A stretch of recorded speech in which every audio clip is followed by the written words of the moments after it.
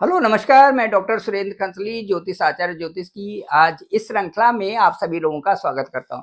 आज बात करेंगे हम कर्क राशि की, कैंसर साइन की, और इसमें ये बताएंगे कि जो चतुर्थ स्थान है और जो दसम स्थान है, इन दोनों का क्या महत्व है। और यहाँ पर यदि सूर्य, चंद्र, बुध, मंगल और इस तरह से अन्यत्र ग्रह यदि चतुर्थ हाउस में गोचर करते हैं तो उनका प्रभाव आपके जो जीवन शैली है, जो कार्य क्षेत्र है, उस पर क्या प्रभाव पड़ रहा है।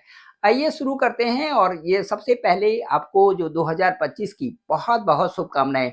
चलिए शुरू करते हैं। शुरू करने से पहले मैं आपको बताऊंगा कि मेरे चैनल जो है डॉक्टर सुरेंद्र खंसली नाम से ये चैनल है, इसको आप लाइक, शेयर और सब्सक्राइब जरूर करें। और उसके साथ साथ में मैं आपको ये बताना चाहूँगा कि जो इस चैनल के माध्यम से मैं आपको जो उत्तरोत्तर जो वीडियो बना रहा हूँ, उनमें आपको एक नई-नई चीज़ें बता रहा हूँ। और उनसे ये होगा कि अलग-अलग जो हाउसेज़ है, उनका आकलन आपके समक्ष रख रहे हैं। तो आप अपनी कुंडली के माध्यम से उसे देखें कि आपका चतुर्थ स्थान में कौन-कौन से ग्रह हैं और दसम स्थान में कौन-सा वहाँ पर अंक अंक है, वो कौन से प्लेनेट को बता रहा है और उसका प्रभाव क्या जा रहा है। चलिए शुरू करते हैं। निकालिए अपनी कुंडली और देखिए कौन सा ग्रह आपका चतुर्थ स्थान और दसम स्थान में है। दृष्टि किस तरह से बन रही है। आइए शुरू करते हैं। ये चंद्र कुंडली के अनुसार से ये कर्क राशि है। कर्क राशि में आपको ये बता रहा हूं मैं कि जो इस समय शनि का गोचर है ठीक अष्टम स्थान में। अष्टम स्थान का मतलब ये है कि ये भी शनि का ही अपना स्थान है। यहाँ पर शनि इस समय गोचर कर रहे हैं। यहाँ से अब वो मीनस्थ हो रहे हैं। मीनस्थ का मतलब ये है कि मीन राशि में यहाँ से सूर्य अब जाएंगे। अब मीन राशि आपकी ठीक आपकी जो है भाग्य स्थान की राशि है। भाग्य स्थान में यदि बड़े प्लेनेट कोई जाता है, चाहे वो बृहस्पति हो या फिर वहां पर शनि हो, या इस तरह से जो बड़े प्लेनेट का गोचर आपके भाग्य स्थान में होता है, इसका मतलब बहुत बड़ा बदलाव आपके सामने आने वाला है। इसमें कोई भी संदेह नहीं है। अब जो ये 3 महीने रह रखे हैं जो आपके ढैया के, ये महत्वपूर्ण इसलिए है क्योंकि यहाँ पर जो ये मीनस्थ हो रहे हैं, मीन की तरफ उनका झुकाव बन गया है। और जब कोई भी झुकाव आगे वाले की तरफ बनता है तो उसके परिणाम भी आगे वाले के आने शुरू हो जाते हैं, क्योंकि सारी चर्चाएं जो है मीन राशि की चल रही है। यहाँ से अष्टम से पूरी चर्चाएं आपके लिए जो कर्क राशि वाले हैं, इनके लिए पूरी चर्चा चल रही है। भाग्य की पूरी चर्चा चल रही है मीन राशि की। अब मीन राशि में यहाँ से यहाँ पर शनि जाएंगे तो आप खुद ही समझ सकते हैं कि भाग्य स्थान में जब एक बड़ा ग्रह आ रहा है तो बड़ा ग्रह के आने से भाग्य स्थान में बहुत ज्यादा उन्नति की संभावना बनती है। उसके साथ साथ में भाग्य के बाद जो एक बहुत अच्छा स्थान होता है वो दसम हाउस होता है। और दसम हाउस के साथ साथ में लगा हुआ है एकादश स्थान, ये हमारे इनकम की सोर्सेस से होता है। तो 9, 10 और 11 ये तीनों कुंडली के एक ऐसे स्थान हो गए जहां से कि आप अपना भविष्य भी बता सकते हैं और साथ साथ में वो चीज उन चीजों का आकलन कर सकते हैं जो कि आपके साथ में होने वाला है। 9, 10 और 11 जो ये स्थान कुंडली के हैं, ये महत्वपूर्ण स्थान है। उत्तर उत्तर ग्रेजुअली ये ऊपर को चलते हैं और उसे आपको या आपके साथ में भाग्य, उसके बाद आपके कर्म और उसके बाद आपका इनकम। ये चीजें जो कि आजकल आज के युग में जो कि इनकम बहुत आवश्यक है, वो सारा इससे जुड़ा हुआ है। सभी लोग उसी दौड़ में दौड़ रहे हैं और उससे अच्छा भी है। कर्मों की गति भी चल रही है, साथ साथ में पैसा भी आ रहा है, भाग्य भी आपका चमक रहा है। तो ये जो कर्क राशि वालों के साथ में इस समय चल रहा है, ये एक बढ़ता हुआ ये जो है एक बढ़ता हुआ कर्व है जो कि आपको फॉरवर्ड डायरेक्शन में आगे ले जा रहा है। इसके साथ साथ में मैं ये बताऊंगा कि जो चतुर्थ हाउस है ये सुख स्थान होता है। सुख स्थान होता है तो यहाँ पर आपका आपका 7 अंक है। देखिए ये 4 अंक है यहाँ पे। ये कर्क राशि है। 4, 5, 6, 7 यहाँ पर 4, 5, 6, 7। अब 6, 7 यहाँ पर है। 7 में यहाँ पर यदि तुला में यहाँ पर सूर्य का गोचर होता है, यदि आपकी कुंडली यहाँ पर 7 अंक है और यहाँ पर सूर्य है, तो ये समझिए कि आपका राजा बनना तय है। कैसे?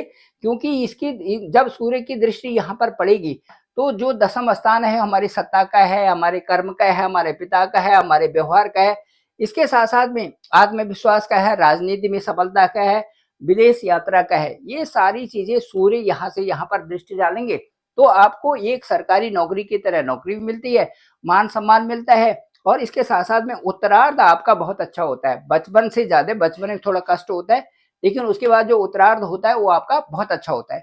यहाँ पर सूर्य होने से माता पिता की भी आयु बढ़ती है और अच्छी अच्छी रहती है। और उसके साथ साथ में आपको वाहन वाहन और धन धन संपत्ति का इसका भी सुख मिलता है।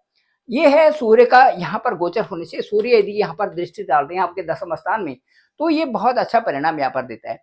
कर्क राशि वालों के लिए कह रहा हूं मैं कि यदि आपका यहाँ पर चंद्रमा है, चतुर्थ भाव में चंद्रमा है और 10वें स्थान पर दृष्टि डाल रहे हैं, तो आप दयावान होंगे, परोपकारी होंगे, धर्म के कार्यों में होंगे, उत्तम वाहन का सुख आपको मिलेगा, माता का सुख आपको प्राप्त होगा और आपका जो विद्या, आपकी जो वाणी है, आपका जो विद्या है, ये अच्छा आपके साथ में रहेंगे। पैतृक संपत्ति का भी आपको सुख मिलेगा।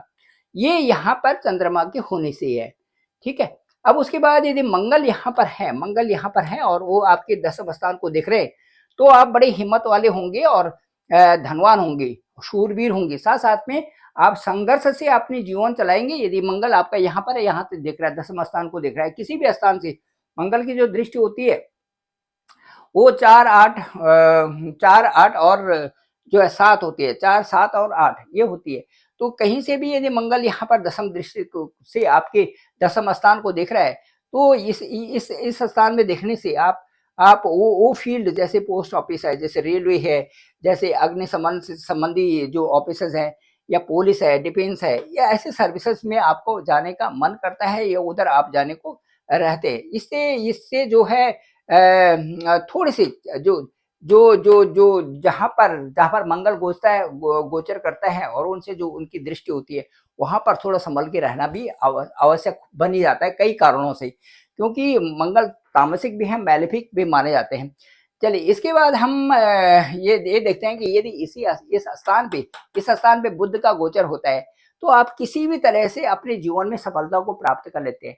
गायन, संगीत और गीतकार और लेखक और जो पत्रकार हैं और इस तरह से कई प्रकार के कार्यों को आप संपन्न कर लेते हैं। लेकिन यदि बुध के साथ में शनि है और शनि दोनों के दोनों यहाँ पर देख रहे हैं, तो कहीं कहीं पर छल होने का भी डर रहता है, जो विश्वासघात होने का भी डर बना रहता है।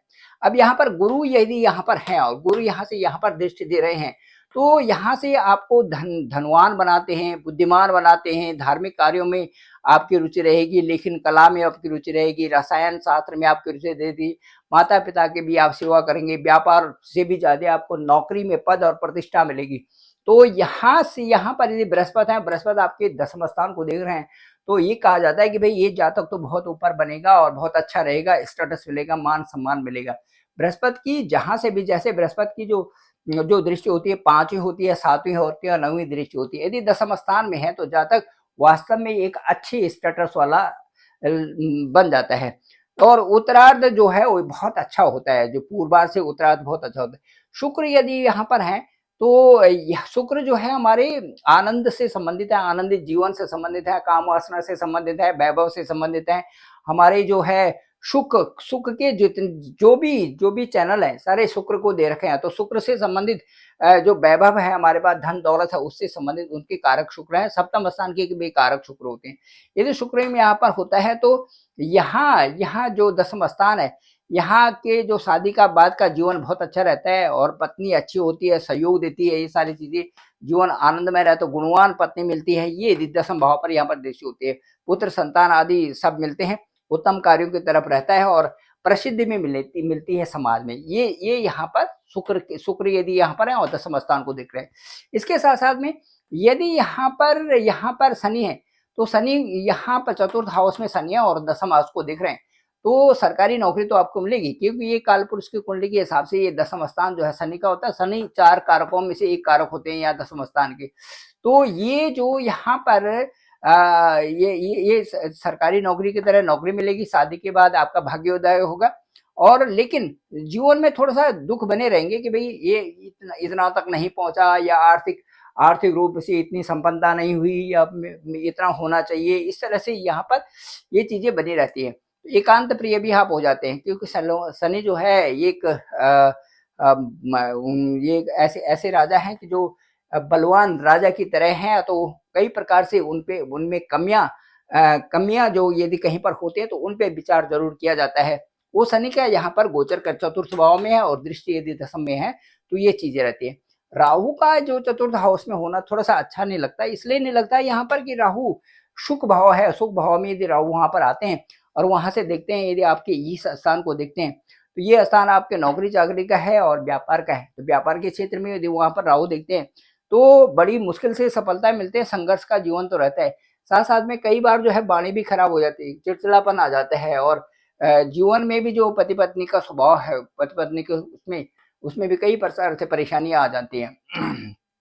तो ये जो है एक गोचर है। लेकिन मैं दोस्तों आपको ये बताऊँगा कि ये जो मैंने आपसे ये सारी चीज़ें डिस्कस की है, इनका इन इन इनके साथ में जो हमारी दशा और अंतर्दशा है, वो भी बहुत महत्वपूर्ण होती हैं, कि कुंडली में जो आपकी दशा और अंतर्दशा है, उसका तो बहुत महत्व होता है। दूसरा ये होता है कि उस स्थान में कौन-सा प्लैनेट बताओ, वो शत्रु है कि प्लैनेट जो वहाँ पर ग्रह हैं, उसके साथ में जो वहाँ पर विचरण ट्रांजिट में जो ग्रह हैं, उनके वो शत्रु हैं या मित्र हैं, ये भी बहुत महत्वपूर्ण भूमिका अदा करते हैं। इन सब का आकलन करके तभी जो है कुंडली का अच्छा विश्लेषण किया जा सकता है। मैं डॉक्टर सुरेंद्र कंसली और मेरे जो डिस्क्रिप्शन पे नंबर है वो है 9868280191। आप डायरेक्ट मुझे कॉल भी कर सकते हैं और अपनी कुंडली को भी भेज सकते हैं। मैं साथ-साथ में आपकी कुंडली से, आपकी नवांश कुंडली से, आपकी जो जन्म कुंडली से और आपकी गोचर कुंडली से, इन तीनों से ये देख कर के ये बता सकता हूँ कि आपका जो इस समय चल रहा है वो कैसा समय है। अपने अनुभव के द्वारा ये बताऊँगा कि उसमें क्या-क्या बदलाव आ रहे हैं और कौन-सा समय आपके लिए सुखद आने वाला है। इन सब की चर्चा करेंगे। जो भी बहुत नीडी लोग हैं वो मेरे से बात कर सकते हैं। मैं आपका फ़ोन जो आपका कॉल है ज़रूर पिक करूँगा और उससे आपकी अच्छी-सी वार्ता करेंगे। मुझे लगता है कि वो वार्ता आप तक पहुँचेगी और आपको उससे सुख अनुभूति होगी। Thank you very much. आप सभी लोगों का धन्यवाद। आप सभी लोगों का आभार।